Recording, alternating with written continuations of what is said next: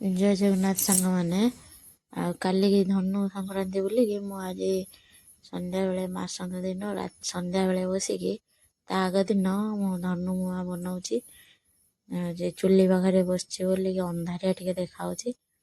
ଆଉ ନଡ଼ିଆ ଗୋଟେ ଫଟେଇକି ଆଣିଛି, ତା ଦେହରେ ପକେଇକି ଧନୁ ମୁଆଁ ବନେଇବି ମୁଡ଼ି ଦିଆରେ। ତେଣୁ ନଡ଼ିଆ ଗୋଟେ ଆଣି ଫଟେଇକି କଚେଇକି ତାକୁ ସରୁ ସରୁ କରି କାଟୁଛି। ସରୁ ସରୁ କରି କାଟିକି ତାପରେ ଧନୁ ମୁଆଁ ଦେହରେ ଦେବି। ତେଣୁ କରିକି ମୁଁ ତାକୁ କୁଚେଇ ଦେଇଛି ପୁରା ପତଳା ପତଳା ପିସ୍ କରିକି। ତାପରେ କଢ଼ା ଚୁଲିରେ ବସେଇକି କଢ଼ା ତାତିଲା ପରେ ତା ଦେହରେ ଠୋପେ ପାଣି ଦେଇକି ତାପରେ ଗୁଡ଼ ପକେଇଛି ତା ଦେହରେ ମେଲ୍ଟ କରିବା ପାଇଁକି। ମେଲ୍ଟ ହେଇଗଲା ପରେ ସେ ପାଗ ଆସିଯିବ, ଗୋଟେ ଚକୋଲେଟ୍ ଟାଇପ୍ର ହେଇଯିବ। ହେଲା ପରେ ତା ଦେହରେ ନଡ଼ିଆ ପକେଇ ତା ଦେହରେ ମୁଡ଼ି ପକେଇ ଗୋଳେଇ ଦେଇ ତାକୁ ସବୁକୁ ଏପଟ ସେପଟ କରିଦେଇ ଗୋଳେଇ ଦେବା।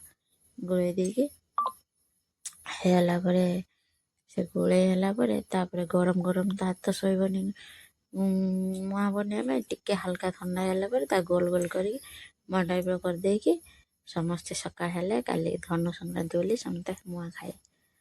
ଧନ୍ୟବାଦ ସାଙ୍ଗମାନେ।